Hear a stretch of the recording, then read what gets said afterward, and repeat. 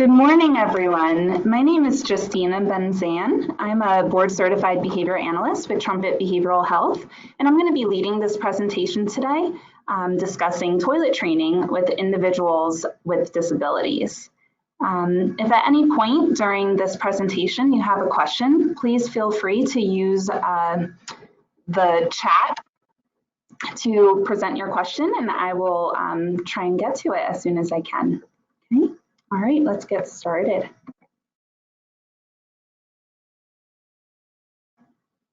Okay, so before we get started, let's talk a little bit about our agenda. So some discussion items.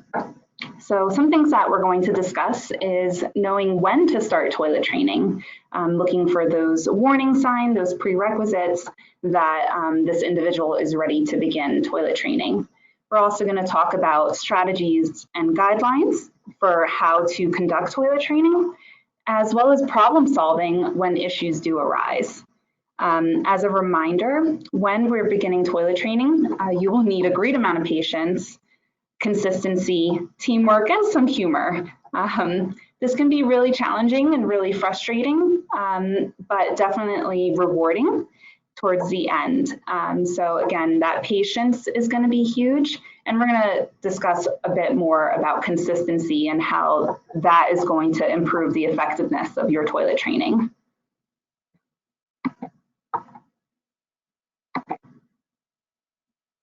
Okay, so when to start? Some things that we want to do is we want to observe our child, and we want to evaluate if they can meet these prerequisites. So the first thing we want to see is that our child can understand some basic directions and have some basic communication skills.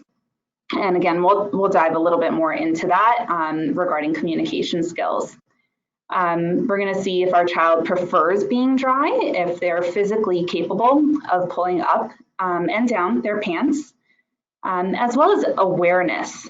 So a lot of children will demonstrate some awareness, maybe by touching that genital area, or they might look down. Another really common thing that we see often, especially with bowel movement training, is that children will hide. So if you start to see, okay, like every time my child is producing, they're running to their room, or they're running to a corner of the living room, and they're looking for some privacy while they're doing that.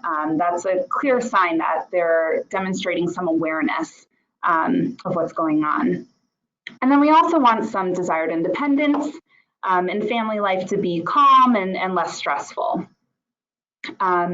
So now that our child is ready, we also want to make sure that we are ready as the caregivers.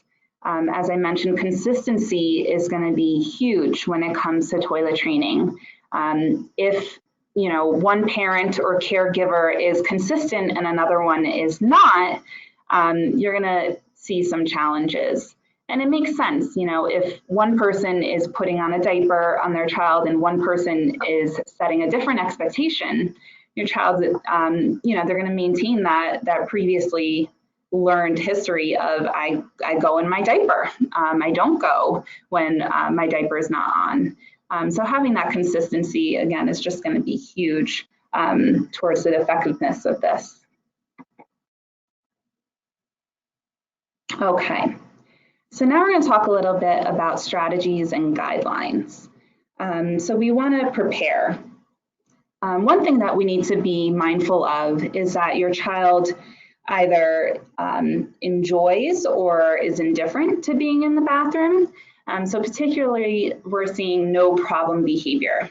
If we are seeing some significant problem behavior, maybe some tantrum behavior or elopement, your child is running away from the bathroom, that's something that we want to target first. We want to focus on first before diving into full toilet training. We might have to do a little bit of desensitization to make the bathroom a positive place to be in. The next thing that we want to make sure is that your child is able to sit comfortably on the toilet, or maybe a little potty seat that's placed on top of the toilet with their feet resting on the floor or a step stool. So we want to make sure that they're comfortable, and we want to make sure that they're able to do this for about 2 to 3 minutes. So research shows that this is probably one of the prerequisites that we're looking at before beginning toilet training, that your child can remain seated for 2 to 3 minutes without attempting to get off the toilet or engaging in problem behavior. So again, if your child is not there yet, this is something that we want to work towards. Maybe we'll start with just expecting your child to sit on the toilet for 10 seconds. And then as they progress, we're going to increase that time. So our next prerequisite, we want to identify your child's unique needs as well as their communication methods. So we'll talk about how do we teach kids to request the bathroom. That's a separate skill, but we like to tie it in with toilet training and kind of kill two birds with one stone. So if your child uses vocal language, awesome. You know, that's something we can pair bathroom before going to the bathroom. But maybe your child uses a picture exchange communication system to communicate. And so having a picture of the bathroom and teaching your child to exchange that picture to you before transitioning to the bathroom might be the route we want to go. So whichever way it is, we just want to identify that child's communication method and utilize that when we're focusing on toilet training. The next step in preparing, and this is a huge one, is selecting reinforcers. So selecting preferred items that your child enjoys. These could be food, edible items. They could be tangible toys, iPads, whatever it is, you know, based on that individual. Because as we all know, while one child might really like Skittles, another child may not. So we want to make sure that we're individualizing that reinforcer. And we also want to make sure that we're using a very highly motivating reinforcer. So toilet training can be very, very difficult to teach in that we're teaching a child to become aware of their bodily functions, right? So super, super difficult to teach those internal awareness. So we want to make sure we have a highly motivating reinforcer. And in some cases, we'll talk about this when we talk about troubleshooting, maybe problem solving, but we might want to reserve a reinforcer just for toilet training. So maybe my child is really motivated by potato chips, and I'm only going to provide potato chips for success with the toilet, and the child's not going to have access to potato chips at any other time of day. That's going to help to increase the reinforcing properties of potato chips and help them to be more motivated to use the bathroom for those potato chips. So whatever it is, again, we want to individualize and have that plan and prepare ahead of time. Okay, these are the reinforcers that we are going to use right now.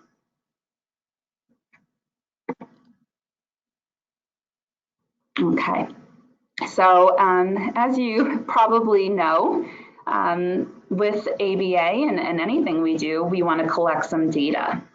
So before diving into full toilet training, we want to start by collecting some preliminary data. Collecting data for a minimum of 5 days would be sufficient. If you want to collect a little bit more, that's great too. So something that we recommend is starting to collect data maybe in a journal format. So you have a journal noting what your child is eating and when they're drinking. We want to keep track of those fluids. We also want to keep note of when their diaper is soiled or wet. So just a basic data sheet and checking at least every 30 minutes is going to help you to get some data and some information to then analyze that data. So we want to look for patterns. So for collecting data, like I said, about once every 30 minutes, seeing, okay, is my child's diaper wet or is it soiled? Is it dry?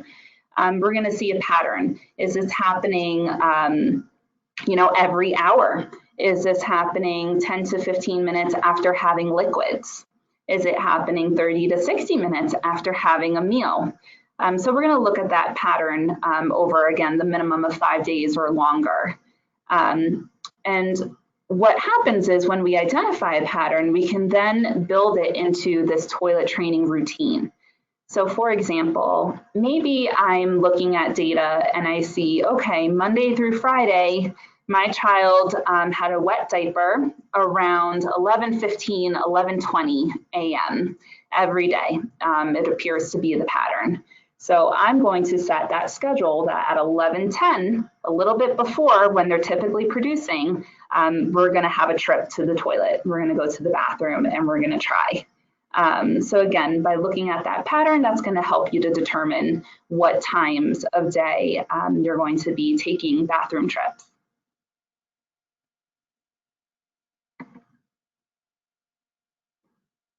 Okay, so just as we were talking about, based on that data, we're going to create a schedule. We're going to set that toileting routine and we're going to honor it. We're going to schedule sits based on that data. So again, you know, going back to our prerequisite, we wanted our child to sit on the toilet for about 2 to 3 minutes. When we're doing our scheduled sits, we're gonna set the same expectation that our child is gonna now sit on the toilet for about 2 to 3 minutes during each trip to give them a sufficient amount of time and opportunity to produce in the toilet. Again, it might be a little bit difficult to assess a pattern. You know, before I mentioned, okay, a child that uses the bathroom typically around 11:15, 11:20 every day, maybe you're seeing some more irregular schedules and looking at the data. And if that's the case, maybe you're going to set intervals. So we're going to set bathroom trips every 30 minutes.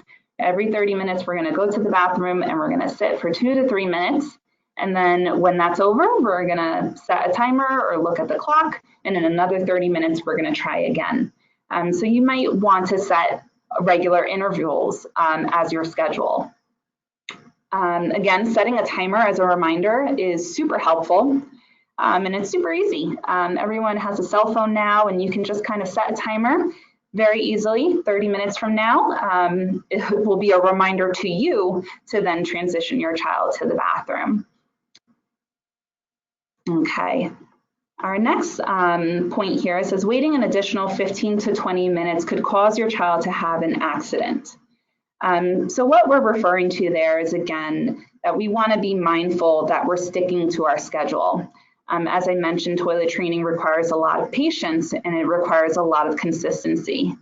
So we want to make sure that we, as caregivers, are ready for the challenge. We're prepared to really dive into this. And every 30 minutes, I'm really going to prompt my child to the bathroom.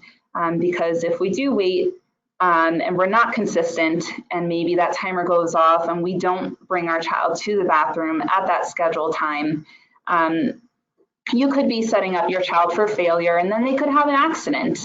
So again, if you're going to dive into this, you have to give it 100%.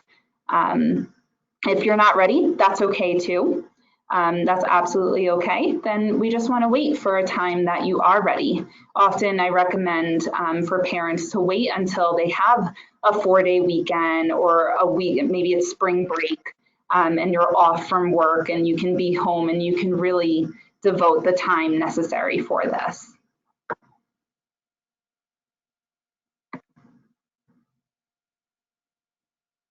Okay. So this next part talks about those scheduled sits and how we're going to pair communication with those scheduled sits. So remember, we talked about identifying your child's individual communication method. So something that we want to be mindful to do is before each scheduled sit, we're going to prompt our child to communicate that they need the bathroom. Again, based on whichever way is their preferred method. So if it's a vocal response, then we can prompt them to say bathroom. They say bathroom, we immediately transition to the bathroom. If it's through a picture, maybe they touch the picture of a toilet or they hand it over to you, they exchange it to you. I've also had children grab the picture and match it to another picture of a bathroom right outside of the bathroom door. And again, the reason for this is that we're pairing that communicative intent with the actual bathroom. And our hope is in toilet training, we're going to teach them to also initiate when they need the bathroom, because having a child remain dry on a set schedule is awesome, and that's a great skill. But teaching them to request a bathroom when they need to go is a separate skill and something that we want to reach independence with as well. During the time that they're sitting on the toilet, for those 2 to 3, 4 minutes, whatever it may be, you can provide some relaxing toys, activities, maybe some books to look at. But again, we want to make sure that these relaxing toys or activities are not that super highly preferred reinforcer. That's something that we're going to reserve for success. Because if our child has access, for example, to the iPad, maybe that's super motivating to them, and then there's no motivation to produce in the toilet. They already have what they want. So we want to make sure that we're reserving that item, but they don't necessarily have to just sit there for the 4 minutes with nothing to interact with, just staring at the wall or staring at us. So we can absolutely provide some relaxing, less preferred items. Okay, I see I have a question here. So what if your child doesn't have a problem with number 1, but number 2 is a problem? Won't use the bathroom unless in a diaper. Okay, so that's a great question. Oftentimes when we're talking about toilet training, we do focus on urine first before diving into bowel movement training. Bowel movement training can be a bit more challenging. But that's a really great question. So something that we can do, your child's already toilet trained with urine, awesome. We're going to focus on bowel movement training. And we're going to start pairing that production with the bathroom. So in this case, your child will only produce bowel movement when he's in a diaper. So what we can do is we can still redirect him to the bathroom while he's wearing his diaper. I still want to collect my data and I want to see, okay, what time of day is he typically producing a bowel movement? And again, maybe 5 minutes before that time, if it's 6 o'clock at night, at 5:55, I'm going to set a timer. And at that point, I'm going to prompt my child to say bathroom or exchange the picture, communicate, and we're going to transition to the bathroom. He can still wear a diaper at this point, and the whole idea of this, again, is that we're just pairing production with the bathroom. So once we have that, and he's successfully producing in a diaper in the bathroom, we want to move on to try and have him maybe sit on the toilet with the diaper on. And again, he can produce in the diaper, but now he's sitting on the toilet. The next step that you can do is you can try either removing the diaper or what some people have done in the past is to cut a hole in the diaper. So now we're getting maybe a little bit more production actually in the toilet, and we're trying to fade that diaper out. And over time, that hole can get larger, and then we'll eventually completely remove the diaper. So hopefully that answers your question. Again, I know it takes a lot of patience and it takes a lot of time, and we're doing, we're doing this step by step. But that's how we're going to get the most results, by taking it nice and slow and seeing that we're getting success, and then upping the ante and setting higher expectations. Okay.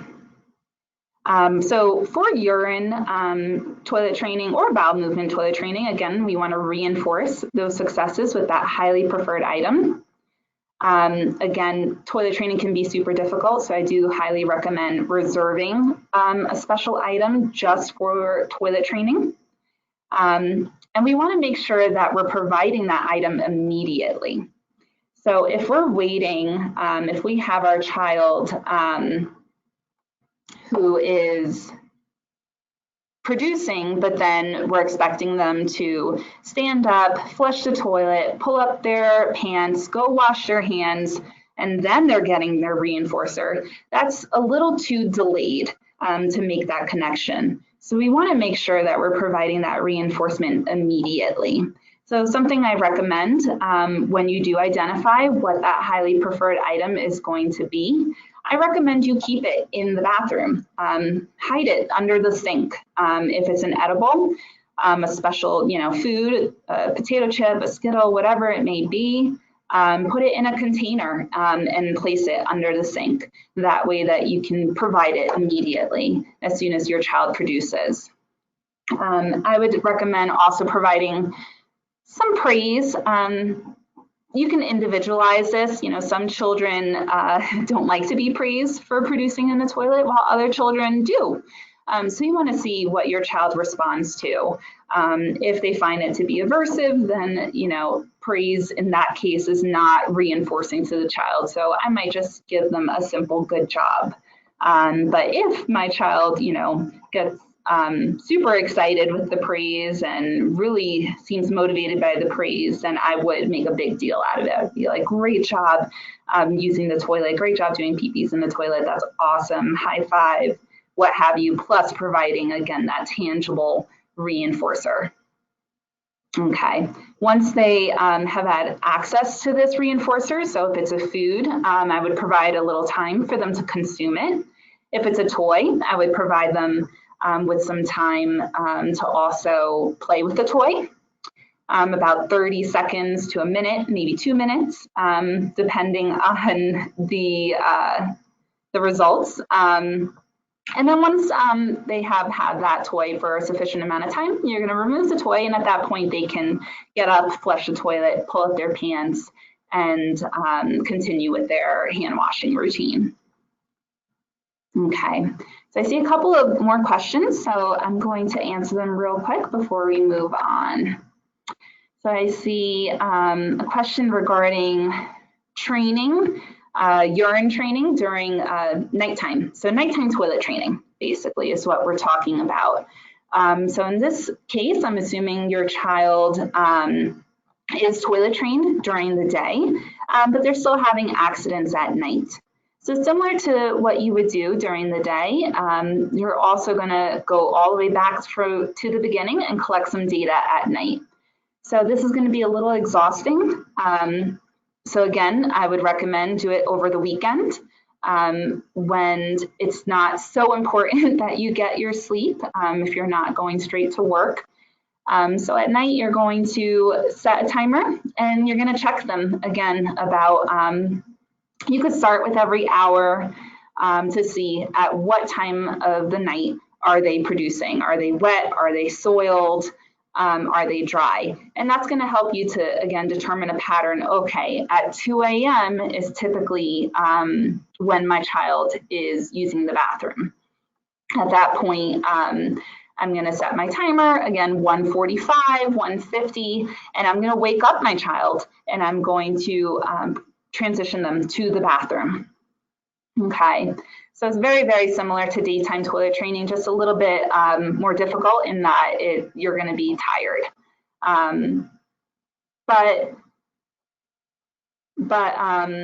Sorry about that. I lost my train of thought, but it's going to be rewarding in the end. It's going to be some hard work, but it will definitely be rewarding in the end. I have another question here. It says, my son is on the spectrum and has ADHD. He is 2 years old and it is getting very difficult to potty train him. What would be the first steps to do? Okay, so we're having some difficulty with potty training.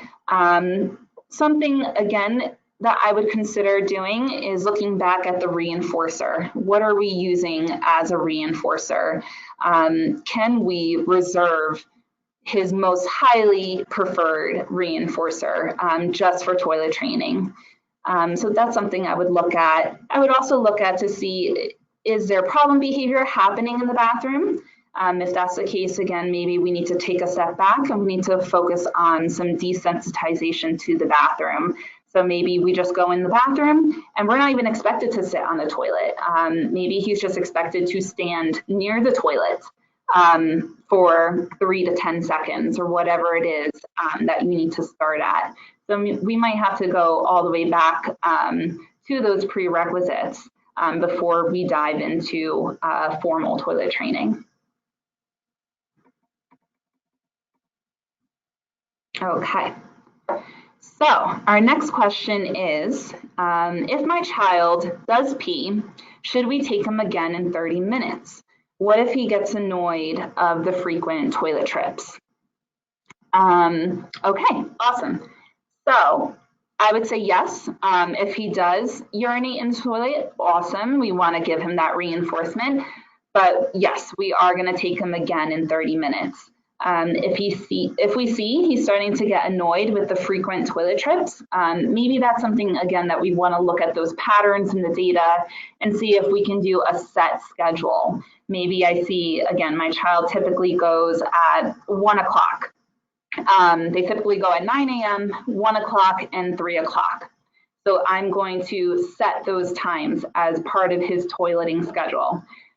So he doesn't have to go every 30 minutes, but he has to go at those set schedule times. And the way, again, that you're going to determine that is by looking back at your data to see if there is a pattern. Your next question says, he says I have to go potty when he is peeing and not before. How to change that? So again, trying to pair that language with those bathroom trips while you're formally toilet training is going to help. So it's great. It looks like he's demonstrating some awareness. He knows he has to go when he is going. Awesome. So now we're just going to have to try and teach him that awareness before he is going. So I would say as soon as you see, if he is having an accident, let's say, I would still pair that communication saying, I need the bathroom, and then again, rushing over to the bathroom at that point. So pairing that language before those bathroom trips is going to help him to identify and tell you when he needs the bathroom before he actually is doing it.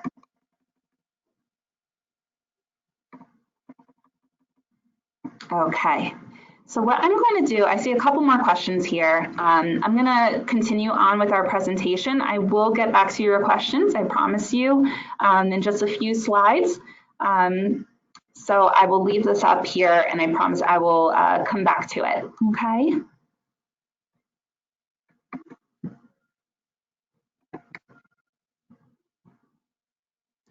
Okay. And as you know, we're talking about this, we're also going to talk about some troubleshooting, some problem solving. So I may be able to answer your questions in just going over those slides. But again, if I don't, I will definitely answer your questions towards the end of the presentation. So our next slide talks about unscheduled toileting signs. So seeing again that my child may need to use the bathroom. So some of those warning signs is that they might be a little antsy, they might be doing a little bit of a potty dance, their legs might be crossed, they might be touching their genitals, or they might have an accident. They might show a little bit of some wetness. So if that's the case, again, as soon as we see those signs, we want to prompt that request. So we're going to, again, if our child is vocal, we're going to use that language. You can say, I need the bathroom, and we're going to rush them over to the bathroom and have them sit at that point. Similarly, if a full-blown accident happens, which they will happen, I do want everyone to be mindful of that. When we're toilet training, accidents do happen, and they're learning opportunities, so it's okay. If that happens, we're going to rush over to the toilet to hopefully get at least some in the toilet. If we are successful, again, we're going to reinforce and provide that praise. If an accident has already happened, again, we want to remain calm. Literature really shows that we don't want to punish accidents. We want to make this a positive experience for our children. So reacting calmly, obviously if you're getting frustrated, maybe swap with the other caregiver. Sometimes listening to some music can help to keep calm. And then we just want to calmly clean up our child. We're not going to provide any attention, so no positive attention, but also no negative attention. And we're also not going to get a reward or reinforcer, and again, no punishment. So very, very key. We're going to have just a neutral affect. Just be very neutral and transition to the bathroom and clean them up. And then we'll try again when that next scheduled time comes up.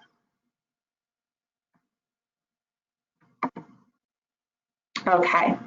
So something that we also recommend doing, previously we collected our preliminary data to try and figure out some patterns to determine, are we ready for toilet training? What schedule are we going to put in place? While we are doing toilet training, we want to continue to collect data and we want to continue to track our child's progress. So this is a very basic data sheet, but super, super helpful. Where simply you can put the date and the time, so the time that they're taking this bathroom trip, and what happened. Was there an accident? Were they wet? Did they have a success in the toilet? So in that case, they were dry and they had a success. Or did we have a combination where, they started to have an accident, but then they also produced in the toilet when you transitioned them? Our next column is asking, was it self-initiated? Yes or no? So did our child independently request the bathroom? Did they tell you, I need the bathroom? Did they exchange that card on their own? Whatever it may be. Or was it prompted? Did you have to say, I need the bathroom, to prompt them to say it back? And then there's just some notes. The more notes, the more data, the more information we have. So that's super helpful in looking at that data as well. And then we're going to take this data and we're going to look at that progress. As our child progresses, we can begin to only track accidents.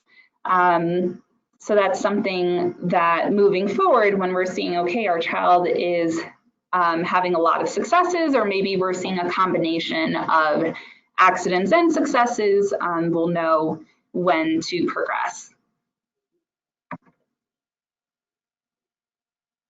Okay, so we're going to talk a little bit about the pros and cons to wearing diapers or pull-ups versus underwear. You have a couple of different options here when it comes to toilet training. So if you want to use diapers or pull-ups, the pros is obviously that they're easy to keep clean. So when an accident is happening, it's not going to make a mess in your home, right? So that's a nice pro. A con would be that it's difficult to realize when an accident is happening, as well as it could confuse the child. So again, this child has this learning history of I wear a diaper, this is where I pee. By doing toilet training with diapers, I think it's going to be a little bit more challenging for our child to make that connection, as well as it's going to be difficult for you to realize when an accident is happening. You might not be able to catch it in that moment because they're wearing a diaper. So similarly, thinking about underwear, our pros is that it's easy to realize if an accident is happening. We're going to visually see it, right? And it creates a new norm. So under means peeing in the toilet, right? New norm for our child, which is the new norm that we're trying to reach. Our cons is that it's more of a mess to clean up, of course, right? So maybe while we're toilet training, we want to stay on some hardwood floors. We want to try and avoid the living room with the carpet. Again, some things to keep in mind if you're going to choose to do toilet training using underwear. Okay. All right, so some tips. Start by having your child sit on the toilet. Make sure everyone is using the same language. So whatever that may be, maybe it's we go potty, or maybe it's time to go to the bathroom, or maybe it's I need to do pee-pee. Whatever that language is that you're using in your home, let's make sure that all caregivers are using the same language when talking to your child. Our next point talks about what type of clothing your child should be wearing. Something that I would recommend is wearing light colored clothing. So light gray clothing is super helpful. And the reason for that is if your child is having an accident, you can see it immediately, versus if your child is wearing navy blue shorts or black pants, you're not going to see it nearly as quickly. So again, I would highly recommend using some light gray pants when you're focusing on toilet training, and getting a whole bunch. As you know, accidents may happen and we may be doing a bit of laundry. So if you're gonna focus on toilet training, it's helpful just to go to Target, get 5 to 6 pairs so you're ready to go. The next tip is providing your child with extra fluids or fiber if you're focusing on bowel movement training.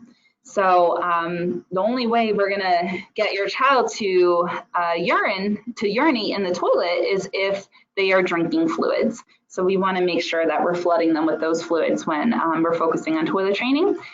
Similarly, when we're focusing on bowel movement training, we wanna make sure that your child is getting some extra fiber so they're more likely to produce. Bowel movement training can be super difficult if your child is struggling with some constipation issues. Obviously, you're not going to have as much success or opportunities for success if that's the case. Something to consider after 3 to 6 weeks, possibly changing the reinforcer. So again, thinking about using those most highly preferred reinforcers. So maybe my child was super motivated by potato chips, and we started by using potato chips, but now they're kind of over it. They've gotten potato chips quite a lot, and it's just not as motivating to them.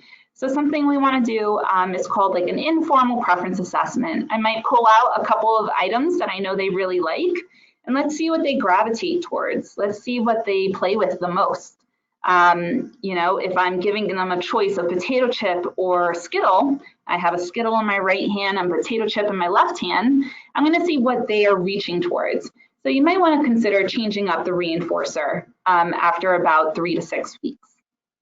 The next thing to consider is maybe increasing the intensity. So maybe we're having, again, some challenges. We started with a set schedule of my child goes at 10 a.m., my child goes at 1 p.m., my child goes at 3, and we're not seeing success. We're having a lot of accidents, and we're not contacting that reinforcer. We're not contacting success. I might want to increase the intensity. I might want to go back to a 30-minute schedule. In the next slide, we're going to talk a little bit about intense toilet training. Again, if you are giving toilet training a sufficient amount of time, I would say, again, after about 6 weeks and you're still seeing no success, we might want to consider an intense toilet training procedure. Take a break. That's another option. Maybe we want to take a break. We've given toilet training quite some time. Maybe our child just isn't ready. Maybe they're not showing those prerequisites of awareness. Let's take a break and we'll try again at a later point. Or we want to stick the course. Again, if you've only given it 2 weeks, probably not enough time. We want to stick it out and give it a little bit more time. Okay. So if previous strategies did not work, let's look to some intensive toilet training. Intensive toilet training procedures include, again, that scheduled toileting, reinforcement for urinating in the toilet only. We're going to have that combination of that communication training, and we're going to do dry pants checks. And we might even purchase and set up a urine alarm. It's an alarm that will go off as soon as your child is producing. It's pretty loud. So it's a nice clear sign to both you and your child that they're using the bathroom and they need to go to the bathroom. It also involves increasing fluid intake as well as positive practice. Okay. So in summary, I want to first and foremost, I want to observe, collect some preliminary data, see if my child is ready to begin toilet training. I also want to ask myself, as well as other caregivers, am I ready? Am I ready to start this challenge? I want to prepare ahead of time, get these reinforcers, the toilet seat, the step stool, the extra pants, again, everything that you're going to need to begin toilet training. I want to identify what reinforcers I'm going to use, and I want to have them in the bathroom ready to go. I want to collect some data, look at those patterns, and then based on those patterns, I'm going to create a toileting schedule. Okay, I'm going to have those scheduled sits paired with that communication, paired with I need to use the bathroom, and expect our child to sit anywhere between 2 to 5 minutes. And then I'm going to reinforce those successes in the toilet with that highly preferred reinforcer. For unscheduled toileting, so what that means is maybe their scheduled time is 1 o'clock and then 1:30. Maybe at 1:15, I start to see those warning signs, that potty dance. At that point, I want to transition to the bathroom. Even though it's not scheduled time, I'm starting to see some warning signs that an accident might happen. If an accident does happen, we want to refrain from punishment. Again, maintain a neutral affect, neutral facial expression. We don't punish. We're also not going to praise. We're just going to remain kind of neutral about it. Okay. So let's talk a little bit about problem solving. So here's a problem. My child seems to like having accidents or thinks it is funny to have accidents, okay? Some suggestions, if you're starting to see this with your child, is to consider how much attention you're providing during those accidents. So again, going back to remaining neutral. Some children really thrive on negative or positive attention. So we want to make sure that we're being neutral during those accidents and we're not inadvertently reinforcing them.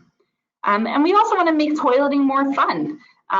So here's an example of hitting the target. You have something in the toilet and you're having your child hit the toilet, putting some Cheerios, anything like that in the toilet to try and make it a little bit more reinforcing and fun to actually go to the toilet. Our next problem is my child sits on the toilet but does nothing. Then as soon as I put the diaper or the pull-it back on, he has an accident. In this case, this tells me your child may not understand the new rules. Again, they have that history of when I'm wearing a diaper, that's when I use the bathroom, as opposed to when I go to the bathroom, that's when I produce in the toilet. So diapers wick away the moisture and they make it more comfortable to have an accident. In this case, we want to consider switching to underwear. So again, our child is really not making that connection. By switching to underwear is going to provide them with that opportunity to really go in the toilet because they don't have a diaper. There's no option for a diaper to urinate or produce a bowel movement.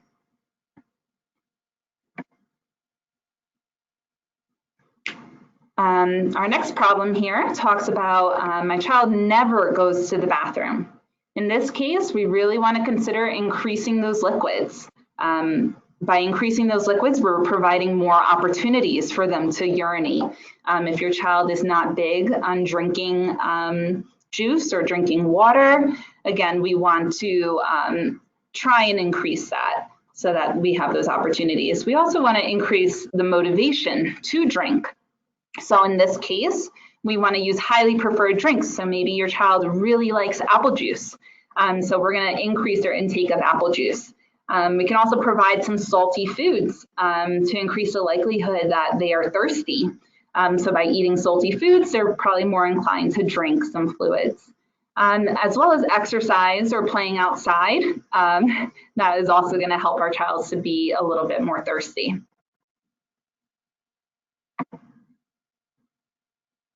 Okay, our next problem is my child hates going to the bathroom.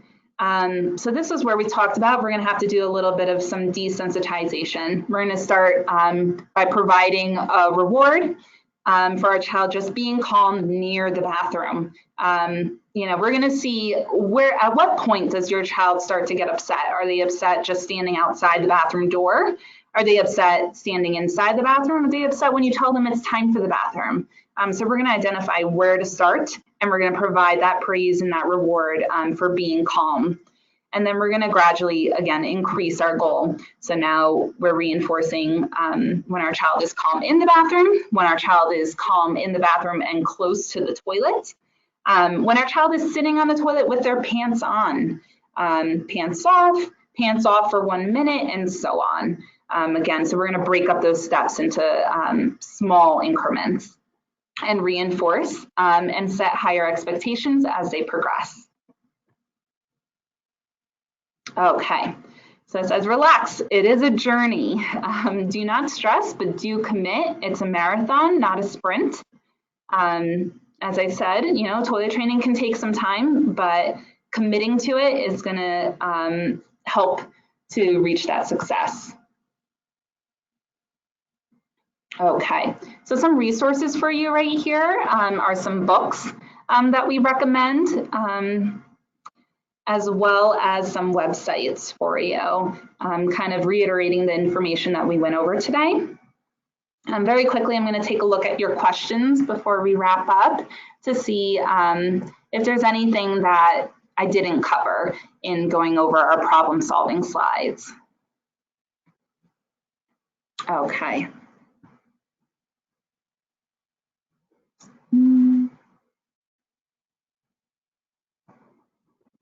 Okay. So this question says, my child is almost potty trained. Sometimes he runs to the bathroom to go pee or poo, but never lets us know when he wants to use the potty when he is outside or even while watching his favorite shows at home. And he wets his pants. Even if I ask, do you want to use the potty when he is in the urge to go, he says no.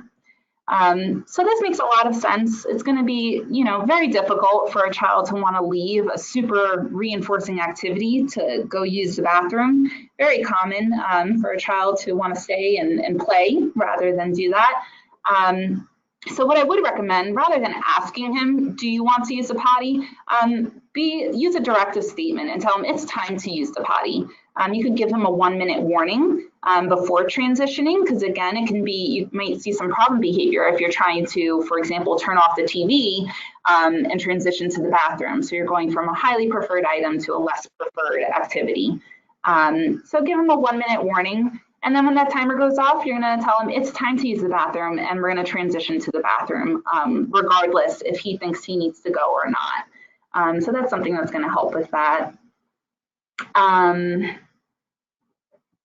Okay, so this next question is again about communicating. He just goes to pee on his own, which again is great in the home, but he is going to have to learn to communicate that when he's in school or out in the community or things like that. So again, pairing that communication before he transitions to the bathroom is going to help to increase that communication in other environments.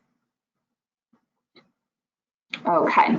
Our next question is it possible to train the child for potty number 2 in 1 week? My kid is pee-pee trained only. Okay. Anything is possible. I do feel it will probably take longer.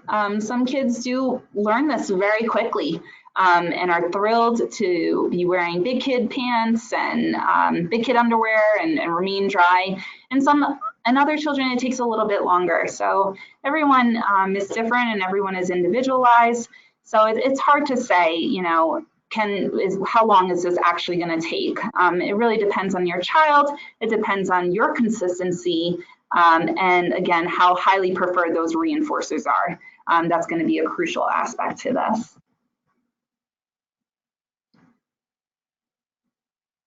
Okay. Our next question is, sometimes I feel he does not care having a wet diaper or underwear. Is there a way to make him really feel that discomfort so he is more motivated to not wet again? Again, looking at this specific problem, I would recommend staying in underwear. Let's remove diapers in this case, because again, a wet diaper, they're designed to not be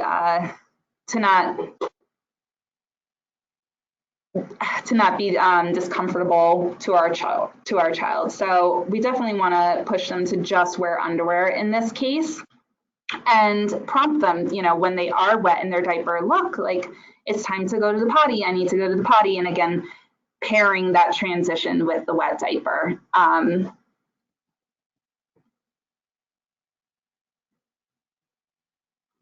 Okay. We have another parent here. She says, my child is 10 years old and is still in diapers and toilet training has not been successful. He is nonverbal and does not make a request to use the bathroom. He still wears diapers. Okay. So in this case, this might be a case that I consider intensive toilet training for this child. What's happening here is that we have a very extensive learning history. We have 10 years now in diapers, and it's going to be hard to compete. So we definitely want to focus on some intensive toilet training. We want to reserve the most highly preferred reinforcer. I encourage talking to either your special education teacher, your behavior analyst, whoever it is that's on your case, to maybe conduct a preference assessment, a formal preference assessment, to figure out what are the most highly preferred reinforcers to use for toilet training with this child. And again, you're going to reserve those just for toilet training. In thinking about communication, this is a child that I would definitely push to use a picture exchange communication. For some children, something that can be helpful is having them wear it either on a bracelet or having that picture Velcroed to a binder clip and having that binder clip attached to that child's pants. That way it's right there, literally on them, wherever they go. So if they need to use the bathroom, and we're gonna start with some prompting to teach them, they can exchange it quite easily. It takes that response effort and lowers it and makes it a bit easier for our child to communicate rather than having to travel and find this picture and then exchange it. So those would be my recommendations for that case.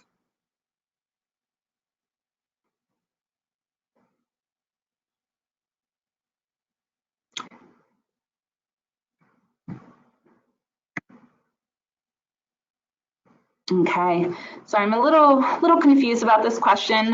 This one says how to get the confidence with kid in underpants that no accidents is going to happen. I'm reading this as maybe your child is afraid that they're going to have an accident.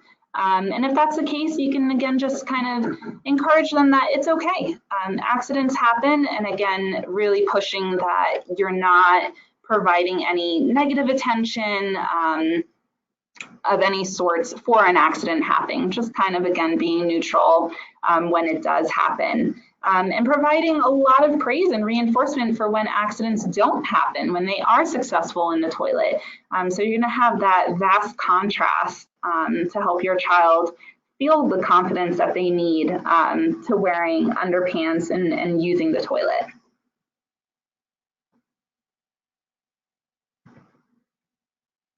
Okay, in this case, we have a child who is already set on a set schedule. They can remain dry on this schedule, but they're not initiating those requests. They're not asking for the bathroom. So any advice on moving from a scheduled to a self-initiated training? Okay, so again, I want to make sure that I'm pairing that request with the schedule. Let's focus on getting that request to be independent with the schedule. And once we're seeing that, at that point, we can start fading out that schedule, maybe fading out one of the scheduled bathroom times to see if your child will self-initiate. And then so on, as they progress, we'll start fading the rest of the schedule out.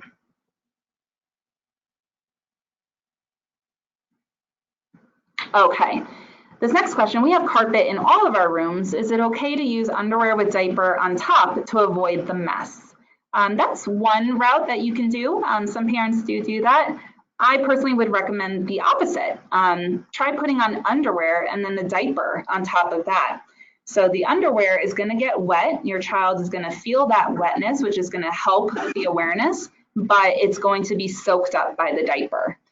So that's one route that you can do to avoid the mess in your carpeted rooms.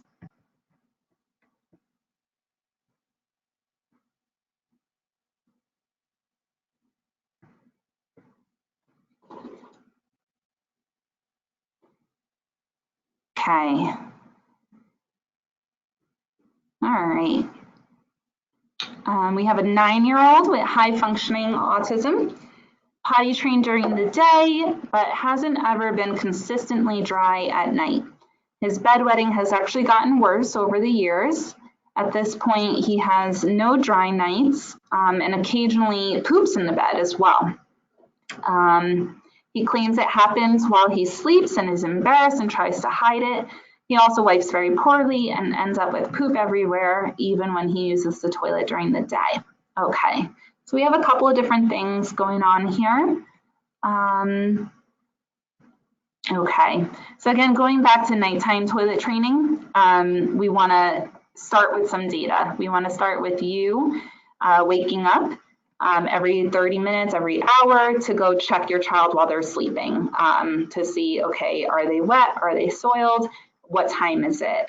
What time at night are they doing this? Something that you also want to consider when we're thinking about nighttime toilet training, if your child is often producing at night, you might want to limit fluids at a certain time of day. So maybe dinner is at 6 o'clock and that is it. No additional milk, no additional water, nothing after 6 o'clock at night. You also want to prompt them to go to the bathroom immediately before bed. So that's going to help again to release those bowels so that they are less likely to produce at night.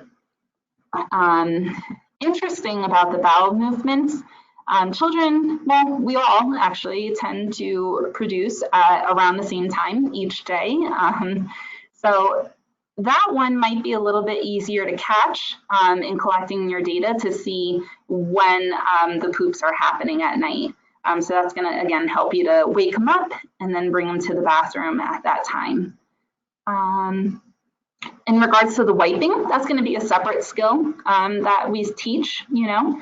I might start with just teaching it during the day. Again, at night, your child, and I should mention this with nighttime toilet training, it's okay if your child is half asleep while you're bringing them to the bathroom. If they're kind of like, you know, a zombie walking over to the bathroom, that's totally okay. And so when you're focusing on wiping, I would teach it during the day when he's awake, he's alert, rather than it's already challenging, it already might be aversive waking him up and bringing him to the bathroom at night to use the bathroom. So again, focus on that. You could use some prompting, you could use some video modeling, you can use some pictures, a picture schedule, whatever you need to start teaching the wiping during the day.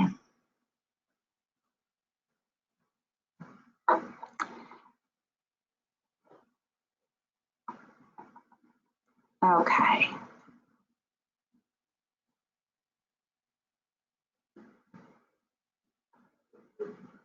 Okay. So we have a client who 13-year-old is cognitively only about 15 months. Could it be too early if we don't have those good communication skills? I'm going to say it's okay to focus on toilet training prior to developing those strong communication skills. Again, you know, focusing on getting your child to use the toilet and remain dry on a set schedule is a separate skill from having them initiate and request the bathroom. So it's absolutely, I would recommend, you know, the sooner the better, the earlier the better, as long as they've met those prerequisites and they're ready, they're sitting on the toilet for 2 to 4 minutes, they're demonstrating some sort of awareness that they're wet. So as long as we're seeing those prerequisites, you can begin toilet training. Okay. So unfortunately, that is all the time that I have for today. I hope that I was able to answer at least most of your questions. And again, if you have any additional questions, please feel free to reach out or look at these resources that we have for you, particularly these websites, and talk to your specific clinician, behavior analyst, special education teacher, whoever it may be that's working with you and your child to help you put together some sort of individualized schedule and to determine when it's time. Okay, so thank you very much. It was a pleasure and good luck.